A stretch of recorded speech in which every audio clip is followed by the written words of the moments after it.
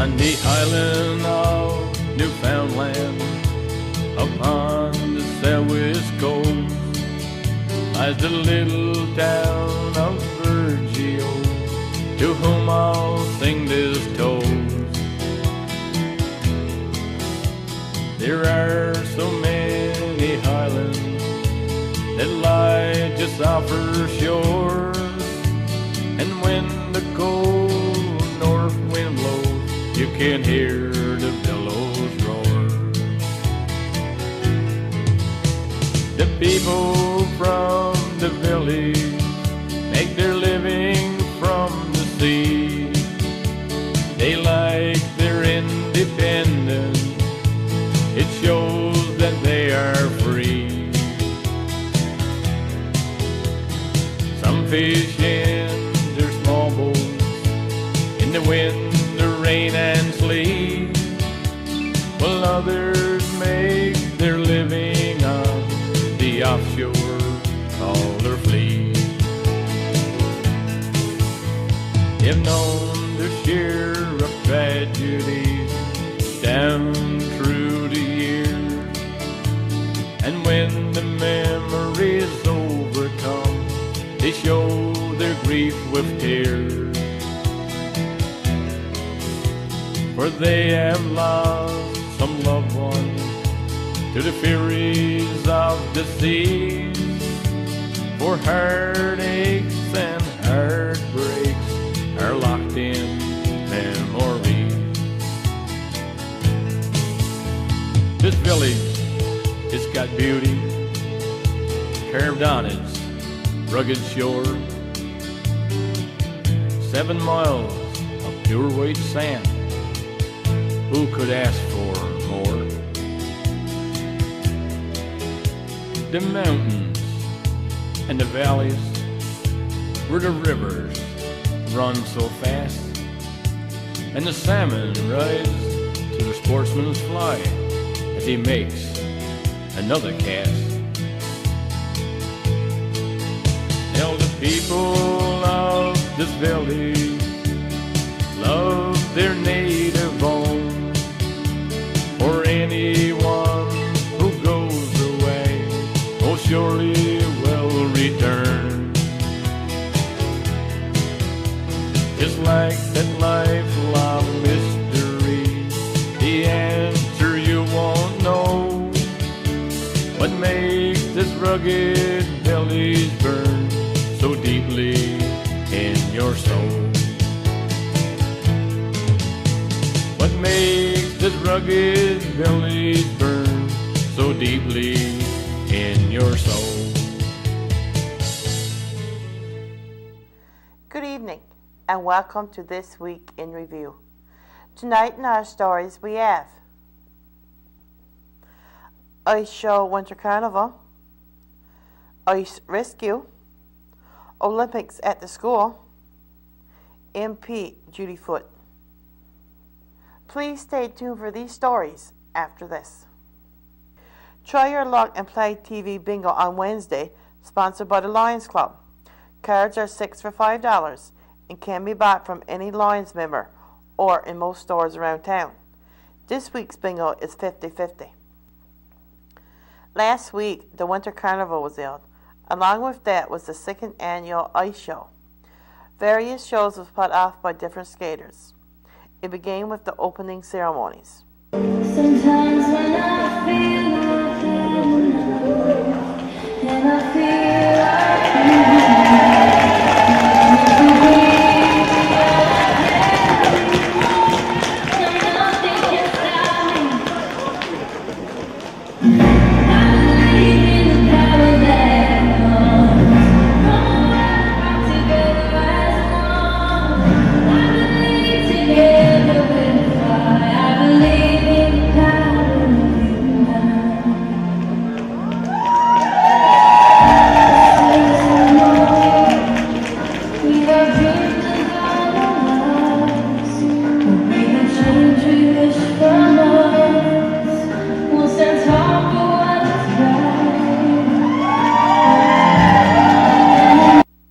Also, skaters from Silver Blades Figure Skating Club in Cornerbrook Matthew and Alexandria Young, was there to perform for us.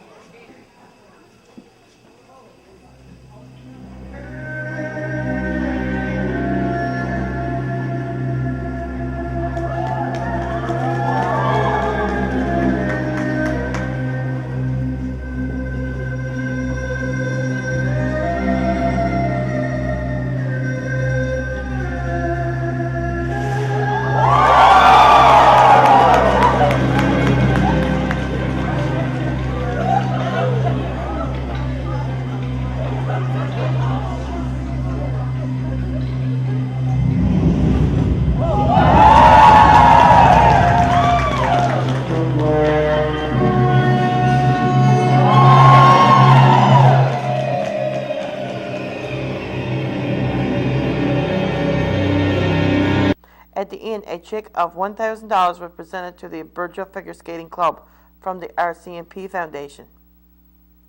The ice show will be shown in its entirety after the news. Other activities were also done during the Winter Carnival. Here is a clip of the skate sail race that was held on Sunday.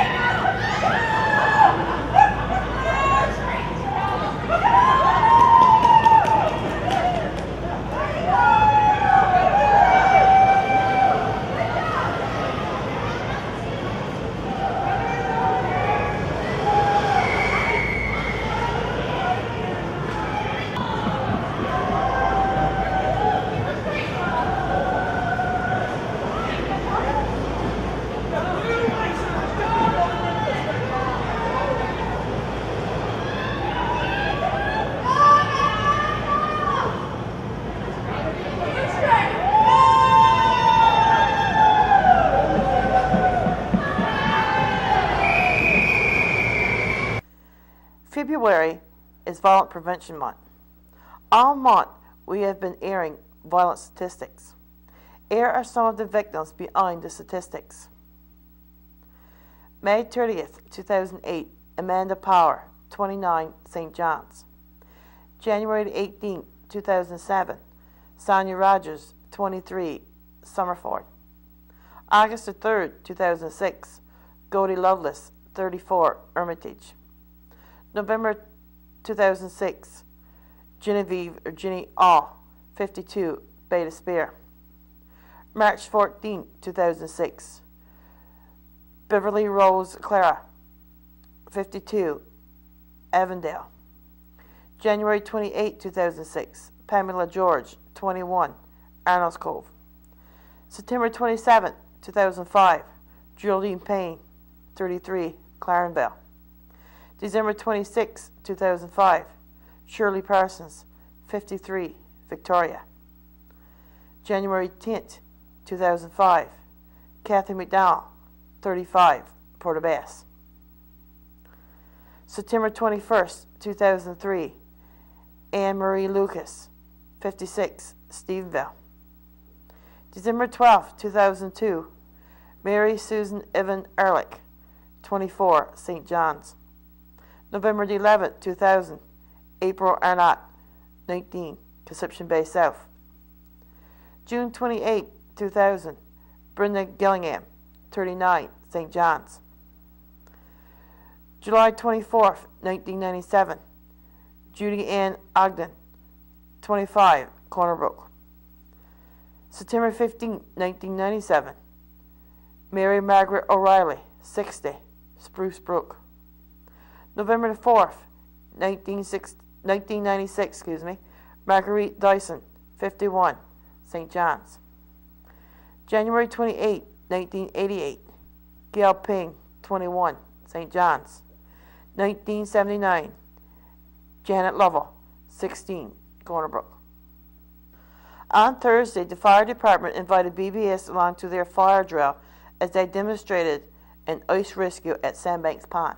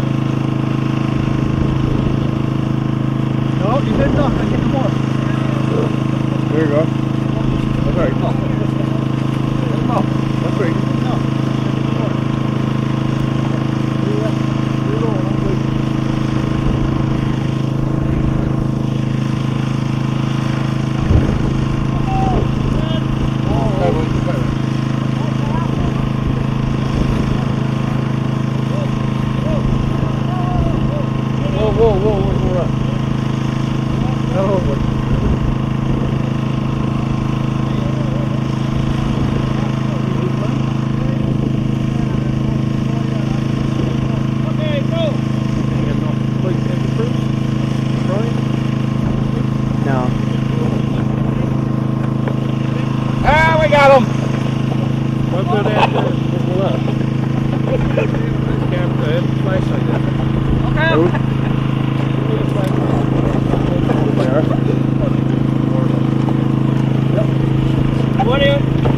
What would happen after that?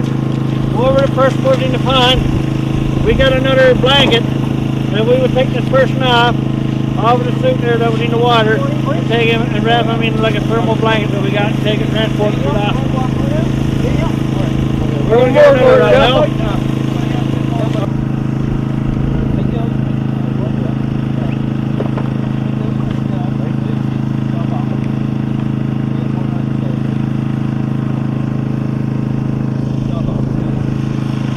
Brian, what they're going to do now, they're going to demonstrate going off and get a person there. Boys just walking off there now. Walking off. After they get off, we'll just go through the thermal imaging camera that we would use if we were looking for more people in the water. If we got to an emergency situation that we didn't know how many people was in the water, what we'd do, we put up our camera. And we can see the people that's standing up and the people that's say basically into the hoist.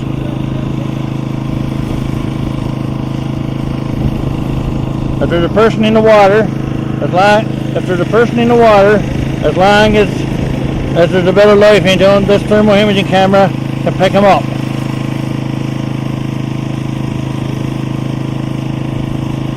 The same thing that we could use, say for a house fire or a vehicle accident, whatever the case would be. See those people out there on the ice. Okay?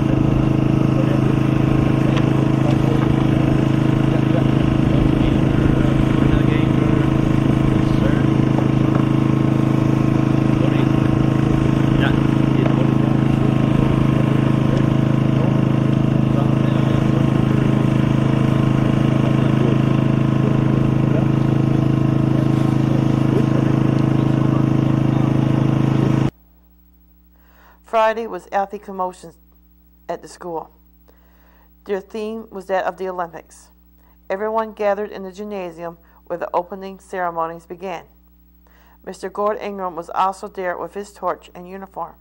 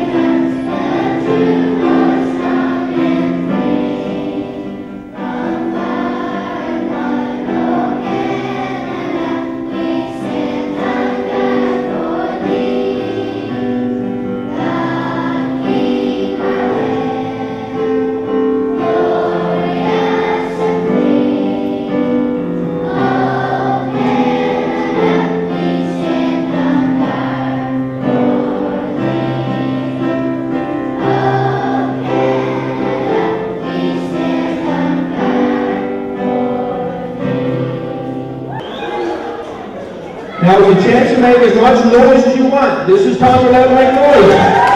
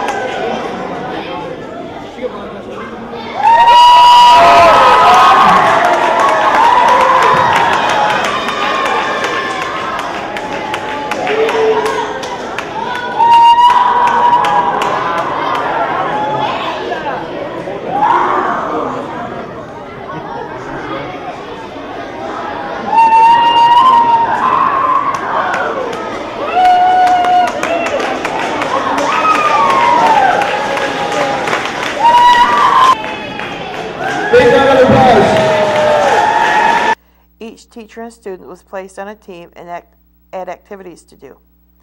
The activities were then presented. A walk around town then proceeded, where several students took turns carrying the torch. The parade was led by the RCMP.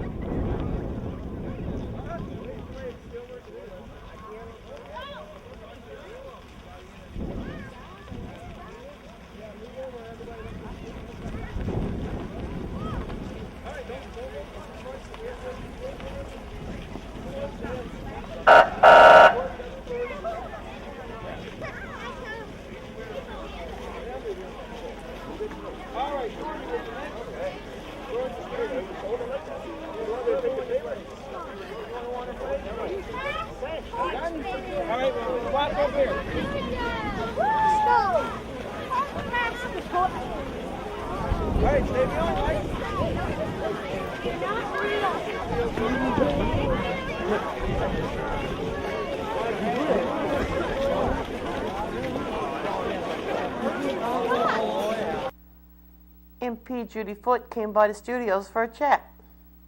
In our studios tonight, I have with me our MP Judy Foote, who is the Member of Parliament for the Random Buren St. George District. Good evening, Judy.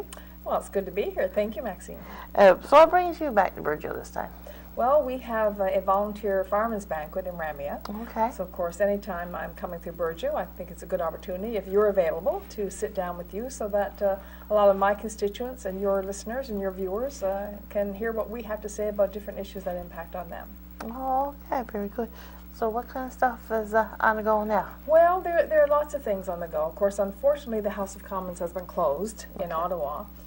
It was unfortunate the Prime Minister decided to do that, because that's the avenue that members of Parliament have to ask questions of different ministers of government and the Prime Minister when there are issues affecting not only their constituency but every part of Canada. So the Prime Minister, in his lack of wisdom, as I'd like to put it, decided that he was going to shut down the House of Parliament. And, you know, people say he did it because he needs to get things together and plan the budget and plan the speech from the throne. Well, that happens all the time, and you don't have to close down Parliament for that. Somebody else said he closed it down because of the Olympics. Well, you don't have to close down Parliament because of the Olympics, you know.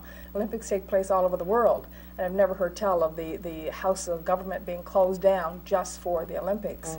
So it's unfortunate that he did that. Now, what we've done as a party, what the Liberals have done, is we've been working anyway. You know, we've gone back to Ottawa. We've held roundtable discussions on issues that affect all Canadians, certainly things that really affect people in my riding, whether you want to talk about jobs, you want to talk about funding for small craft harbors, you want to talk about homelessness, you want to talk about broadband, all issues of importance to Canadians, and particularly people in rural Canada, because of course that's what's closest to my heart when you talk about what's happening in small communities in Random Buren St. George's. And you know, it's the same in small communities throughout the country. So we had a chance, without the Prime Minister and without the Conservatives, to actually come together in Ottawa. The NDP were involved in some roundtable discussions with us. One particularly on airport security, they involved the NDP with us. But we came together because we know that there's work to be done. And just because the Prime Minister and the Conservatives chose not to be in Ottawa and working on these issues, we decided to go ahead anyway. We couldn't do it in Parliament because you need to have the government in Parliament to make it work. But what we did was we invited in Canadians from throughout the country. People came from Newfoundland and Labrador with particular area of expertise. And we sat down with them and asked them questions about issues of concern to Canadians and what approach they thought we should take if we ever form the government, which of course we're hoping to do in the not too distant future. Yes, exactly. You also mentioned something about fundings for the small harbors. Do you want to explain that a little bit? You know, that's in Random Buren St. George's. When I talk with the small craft harbors people, and I talk to them all the time, I have 110 harbors, wharves, infrastructure in my riding alone. And they tell me that I probably have the most in the country of any riding. So of course I'm very interested whenever this funding for small craft harbors announced. And I think about of the $14 million or $15 million that was in funding this year for small craft harbors, I think about $8 million of it would have gone into Random Buren St. George's. We always have a lot of requests, a lot of ongoing requests, and things get done. I mean, some things might take a year or 2 or 3 to get done. But if we stay on top of the file, we keep going back for repeated information from small craft harbors. I always look for updates on what's being done in different harbors. For instance, I just had a meeting with them in St. John's with the director there, Small Craft Harbors, with Bill Golding. And John Duty is the person who works under him, who handles most of the work for my riding. So we sat down and we went through again all of the money that's being spent in Random Buren St. George's, what it's being spent on, and then they give me a listing of all of the what they call wish lists. So all harbors, of course, have ongoing demands and needs in their harbors, and whether it's dredging that needs to be done, or whether it's wharf infrastructure, or whether it's paving. For instance, this spring we'll be paving the upland area around the wharf here in Burgeo. Yes. So that'll be done this spring. We've just done work in La Poille with respect to floating docks there. They need some work done on the wharf as well, but rather than hold up doing the work on the wharf, we decided to go ahead and do the work on the floating docks. And what they're doing now is what they call kind of an inventory to look at the repair needs and the costs associated with the rest of that needs to be done in La Poille. So in Ramiot, for instance, we've done work there as well. So there's ongoing work in every area of my riding. But again, it's really significant, and I say to them time and time again, like, if there's any file at all, if there's money to be spent at all in my riding, money being spent on small craft and harbors is what's really important, because my riding is such a rural riding, historically a fishing riding, so the needs are great there, more so than you would find in other ridings in the country.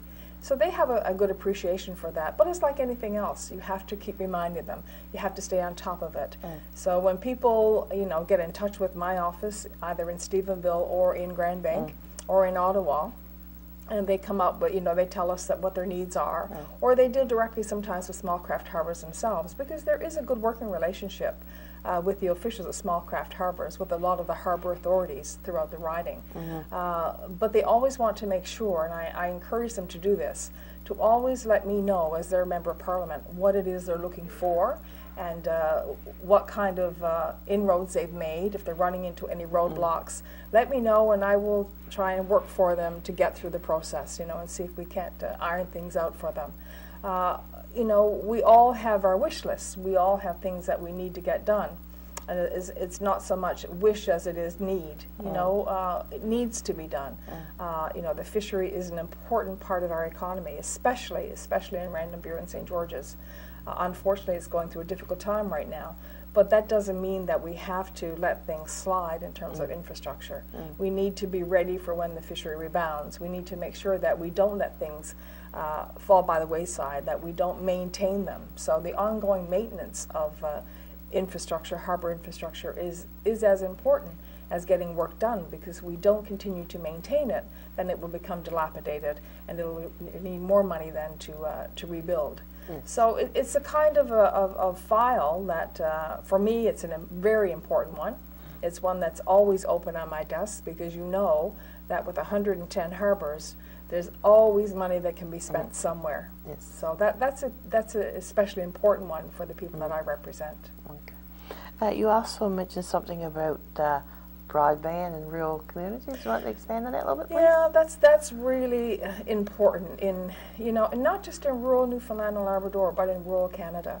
And what we're finding, and what I'm hearing from members of Parliament who have rural ridings like I do, that it's a serious issue, because a lot of people have the dial-up, and we have the internet, but it's such a slow speed that it's really not effective for a lot of people. I'm finding even for school children, for instance, it's frustrating, because they're at a disadvantage if they're not able to have the broadband access, if they're not able to have high-speed internet service. they're at a disadvantage. A lot of people are at a disadvantage. And this day and age, in this era, we should all be able to access high-speed internet. You know, we should all have access to broadband. And as a party, as a Liberal Party, that's one of the things that we've made quite clear, that our objective is to ensure that every rural Canadian has access to broadband. And we, in fact, just did a roundtable in Ottawa that I was a part of as well, and we put together a platform for the next election, whenever that's going to be, making the point again about how important it is for rural areas of our country to have access to high-speed internet, to that broadband. And you know, we're saying that if you don't have that, you're at a disadvantage. You're at a disadvantage if you're a student, you're at a disadvantage if you're a business, and it affects the whole economy. It affects the social fabric of a community. You know, if people are left at a disadvantage, then there's something wrong there, and you shouldn't be disadvantaged because you live in a rural community. You know, it's the rural parts of our country that make this country what it is. And it's important for people to realize that. So we've been really making the pitch that we need to ensure that broadband is available no matter where you live in the country. And nobody should be done a disservice because they live in a rural community. You know, access is important, and it's that access that we're doing everything we can as a Liberal party to ensure that people have access to. And I know that, of course, BBS has applied under the community enhancement section of it's an application that went to Industry Canada, and I wrote to the Minister of Industry Canada, Tony Clement, supporting that application. And I think they will know, I think it's around the end of March of this year, whether or not they're successful in that application. But it's a kind of initiative that, you know, we keep impressing on the government that when they're talking about budget, the upcoming budget, I mean, they talk about, raising taxes. They talk about having to slash this and slash that. We're in a $56 billion deficit, and it's a deficit that the Conservatives have put us in. So my fear is that what they will do is they will start slashing instead of making it possible for people to live better and have access to more things like broadband. Now, they say they will have some money in the budget for broadband, and I expect that will come through the community enhancement projects that they have. So I'm really hoping that they will, and that Burja will be successful in that application. Of course, we won't know, as I said, till the end of March. But I do fear that, you know, the kind of money that needs to be spent throughout the country on broadband access won't be spent because the Conservatives have spent us into such a hole. You know, being with a $56 billion deficit, this country, you know, we're going to be further and further and further in debt because, and it's not that, it's what they're spending money on, you know.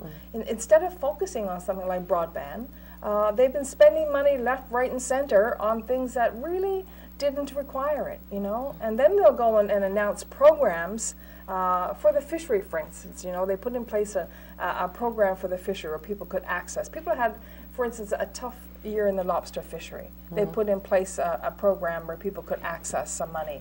Well, they made the criteria so stringent that people couldn't even access the money. Well, you know, any government can announce billions of dollars for a program if you know that people aren't going to be able to avail of it because you know it's not going to get spent.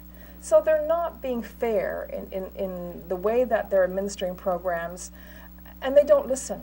This is a government that doesn't listen, and that's what I found since becoming a member of Parliament. I'm used to being involved in political forums where, you know, you have input, you know, you have ideas. Everybody has an idea.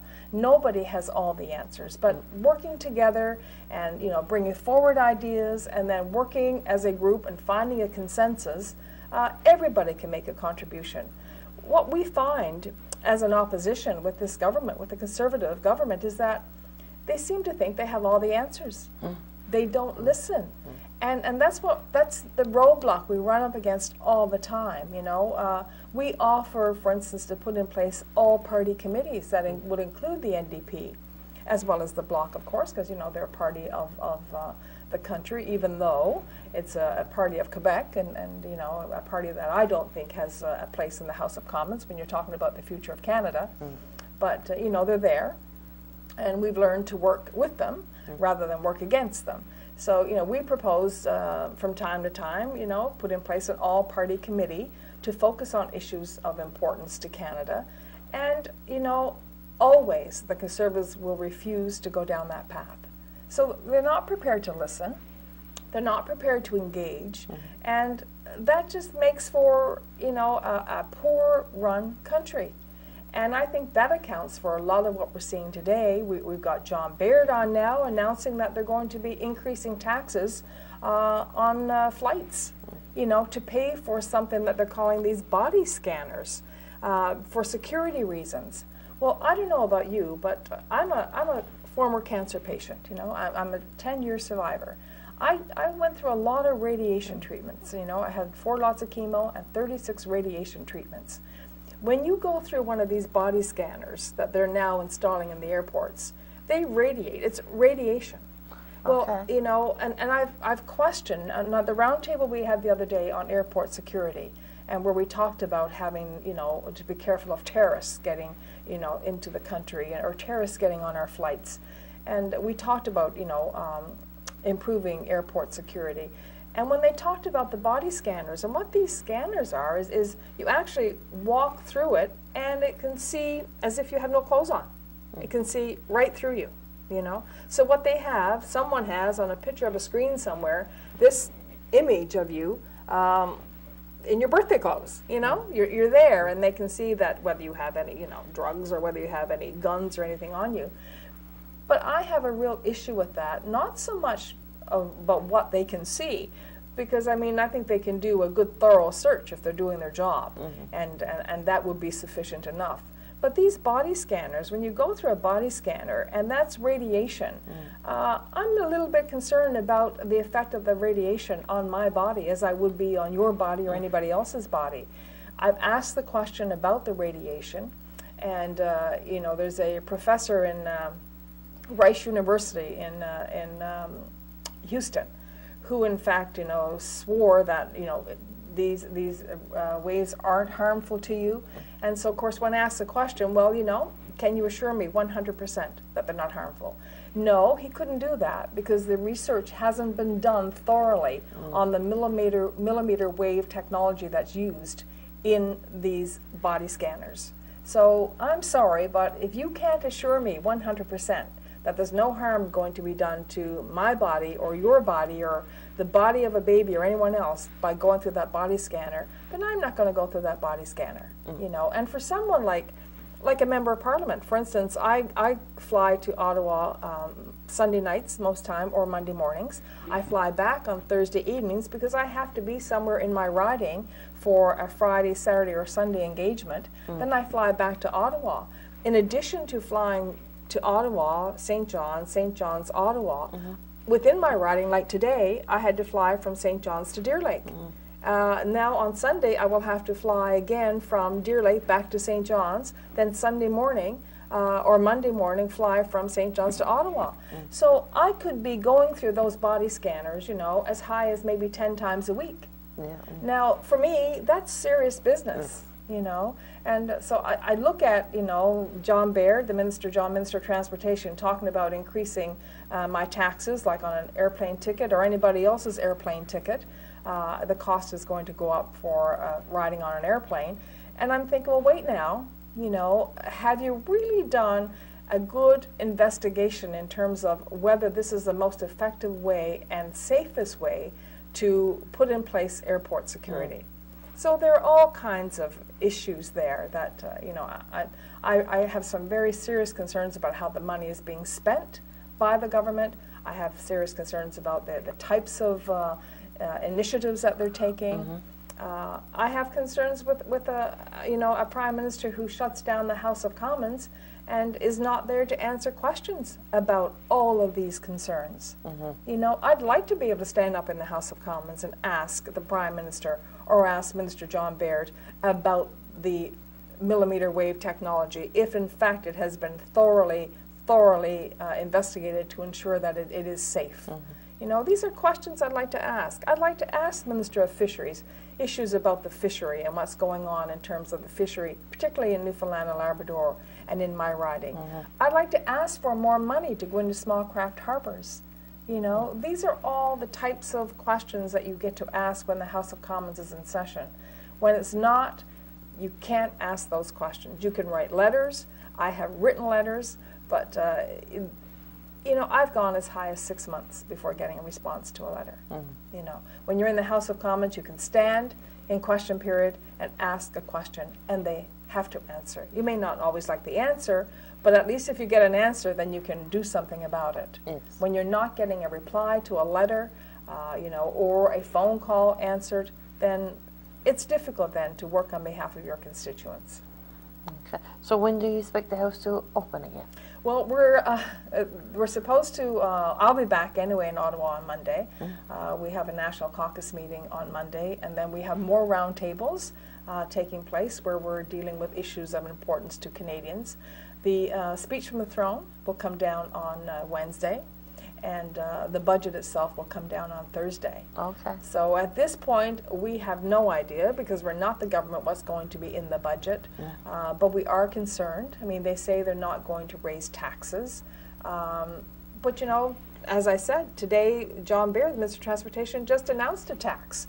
A tax is a tax is a tax, any way you look at it, you know. They say they're not going to make cuts to health care, or they're not going to make cuts to pension. Well, you know, we've got a whole group of people out there who need access to adequate health care facilities. You know, we talk about, I just listened today driving in on the radio, a gentleman from Eastern Health, you know, or from the Central Health actually, is where he works. And he's talking about the shortage of isotopes.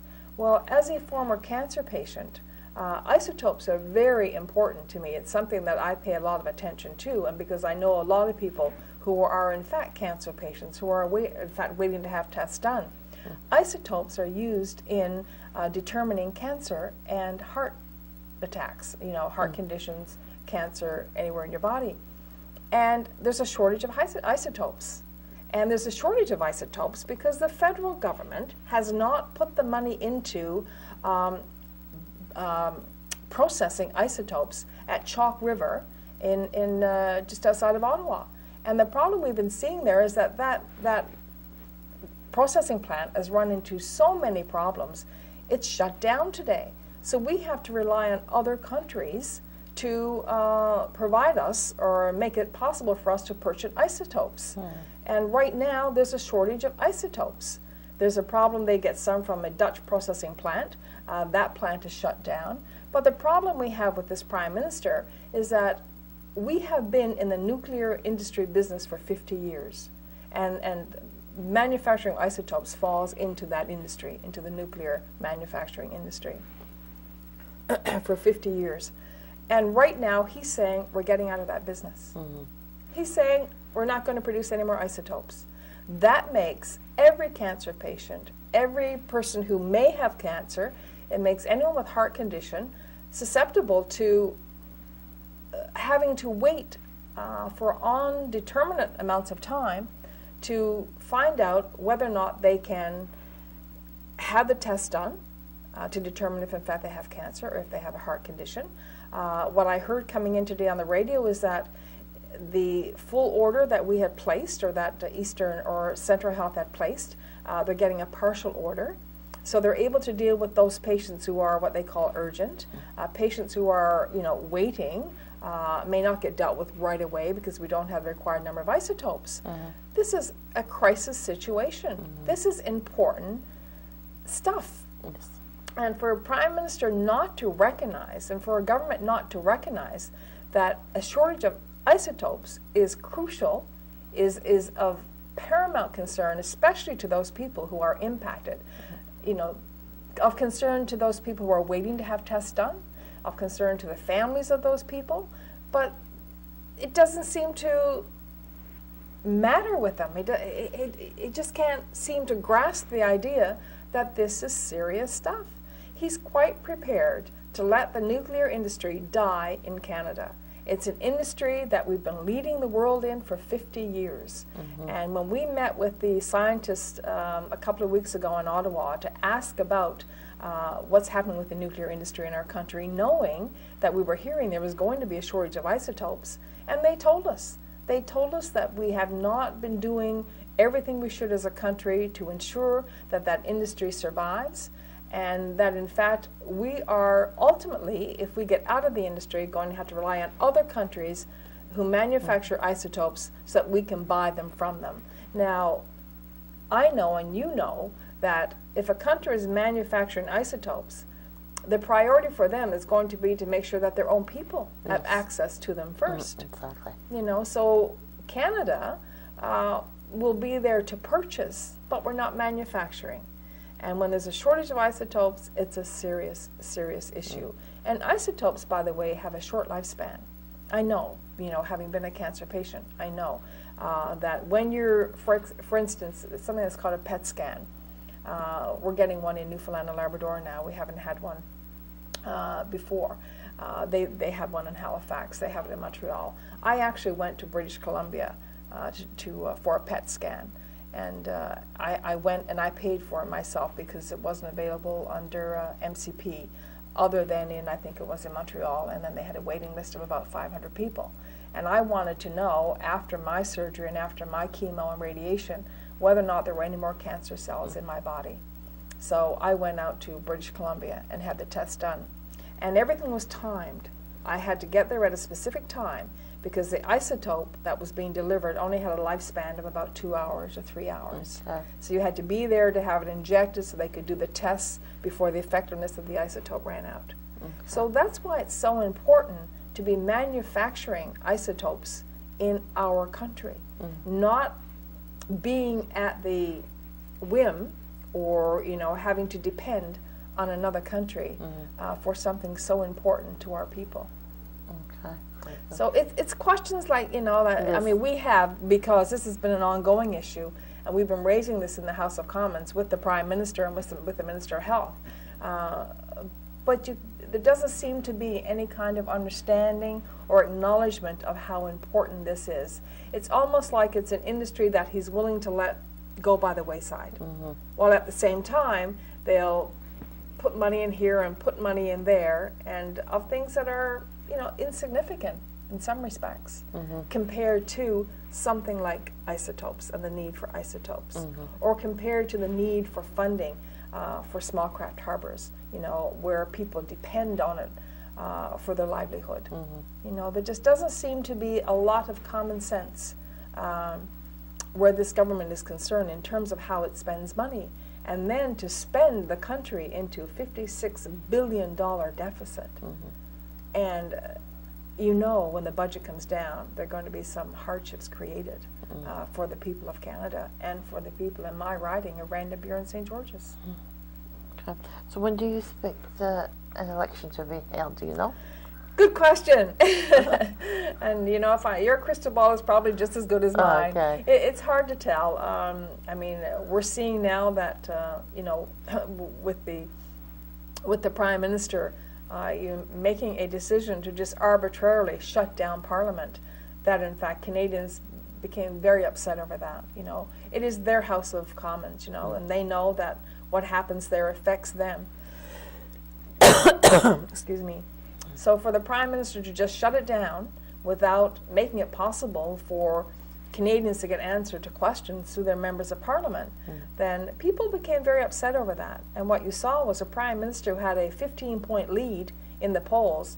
Actually, he lost that 15-point lead, where the Liberals and the Conservatives were, you know, practically neck and neck. And I think we were both around the 31 percentage points in terms of popularity, and the NDP I think were something like 15%, and then of course you had the Green Party and the Bloc. And of course the Bloc is only, as I said, of importance to Quebec.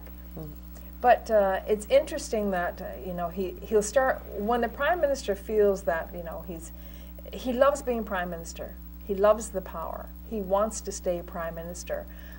He wants to have a majority government. And of course, most leaders would like to have a majority government because, you know, trying to work when you have a minority is very difficult. You know, it's, if you're the type of prime minister that we have today, it's very difficult because he's not willing to work with the other parties. But if you have a minority government with the leader of the government being able to work and willing to work with the other parties, then it could work very well. But what we're seeing today is we're seeing a prime minister who wants to have a majority and who will probably go to the polls whenever he thought he could get that majority. But right now, the polls are showing that neither party would form a majority government, and it would either be a liberal minority or a conservative minority. And I know, I mean, if we were a minority government, we would work well with the other parties, because what's important is about having a parliament and a country that functions well. You know, unfortunately, that's not what we have with this prime minister. So whether or not we go to the polls, maybe in this budget that he's bringing down on Thursday, maybe he wants to go to the polls. Maybe he'll make the budget so unacceptable in some way, or have something included in there that one or more of the opposition parties will say, well, we just can't live with this, you know. But of course, to defeat the budget, you need to have more than the Liberals voting against it, or more than the NDP. You need to have all three opposition parties voting against it. So whether or not there's going to be election, who knows? All I know is that I like what I do. I enjoy my job. It's one of the most rewarding jobs that I've ever had, and I've been in political life now for 20 years. You know, elected politics certainly for 12 years, and I really like what I do. It's a rewarding job, but it's especially rewarding when you do things on behalf of not just communities and organizations, but individuals. You know, when you're able to take an issue that a person has and work on that issue and then make it work for them, that's what's really rewarding, because that's what it's all about. You know, people elect you to work on their behalf. They elect you to speak out on their behalf. They elect you to be there when they like to have you around, to ask questions. The riding that we have, you know, you've got 180 communities. As I said, we have 110 harbors. As much as I would like to be everywhere all the time, it's really hard. Like, for instance, now I'm going to be in Ramia tomorrow night for the Fireman's Ball. And I had 4 invitations for tomorrow night. And in some cases, when I have that many invitations for one night, if the communities are close together, then I can possibly fit 2 in. But when I've got to come to Ramia, of course, you know, I've got to fly to Deer Lake and drive to Burgeo, then get the ferry tomorrow morning over to Ramia, and then the event is tomorrow night, get the ferry back Sunday morning, drive back to Deer Lake, fly back to St. John's, and then to Ottawa. So I can only fit in one event when I have to go to one of my isolated communities. But they elected me, you know, I'm their member of parliament too, and I think whenever I can, it's important to be in my isolated communities as much as it is to be in any other communities in my riding. Do you got any plans to come to the Sand and Sea this year? I'd like to, but again, as I said, I was here this summer to the Sand and Sea, and I loved it. As I said to you, I think when we talked the last time, it's one of those hidden treasures. You know, it's absolutely beautiful, and I had such fun taking so many photographs. I don't know if you saw the flyer that I put out after with all the photographs that were taken. Yes, I did, yes. Yeah, I had so much fun, and you know, my husband and I really enjoyed the time we spent here. I expect I won't get here this summer because I have so many other events that you know, I didn't get to, and a lot of communities tend to have their come home year events as well. So what I try to do is try and fit in as many as I can, and if I was somewhere like this year, I probably won't get back to the same location next year. No, exactly. Or the year prior to. You know. Yeah. Well, very good.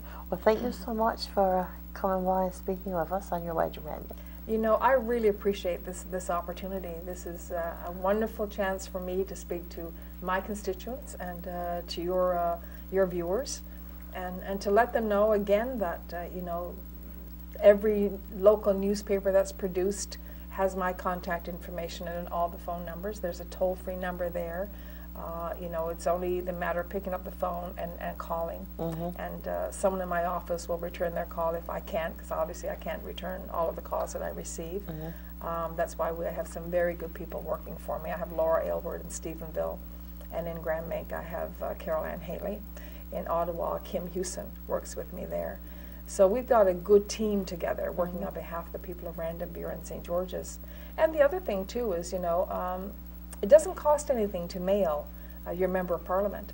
So if someone's having an issue, or if they want to write down their concern on a piece of paper, stick it in the mail to me, all they have to put on it is Judy Foote, Member of Parliament, Randenbury and St. George's, Ottawa, Ontario, and I will get that.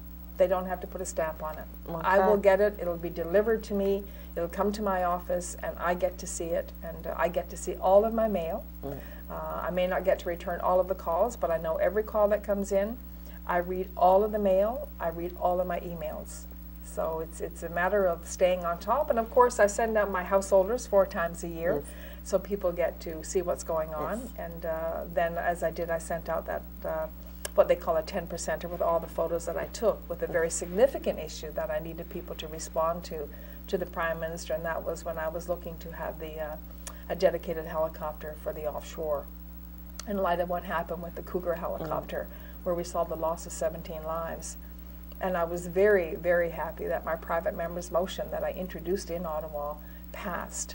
And as a new MP, and making sure that you had support of a majority of the parliamentarians in Ottawa was important, and I did. So my private member's motion passed, which called for a dedicated search and rescue helicopter to be stationed closest nearest to the offshore activity. And it wasn't just for the offshore in terms of the oil and gas sector, but, you know, for fishermen, for tourist boats, you know, but to have a dedicated helicopter closest to the offshore activity in that area as well. And so even though the government refused to do that, and, you know, you have the majority of parliamentarians, hence the majority of Canadians, thinking it should happen, the government said no. So my request on that little flyer that I sent out was to ask people to cut it off and send it back, asking Stephen Harper to, in fact, do as the majority of parliamentarians and Canadians ask him to do, and that is to put a dedicated helicopter closest to the offshore activity. Now, I'm really pleased that Commissioner Wells, who's doing the investigation into the Cougar helicopter crash, has in fact requested through the CNOPB that the oil companies get involved and put in place this dedicated helicopter, because it's about safety.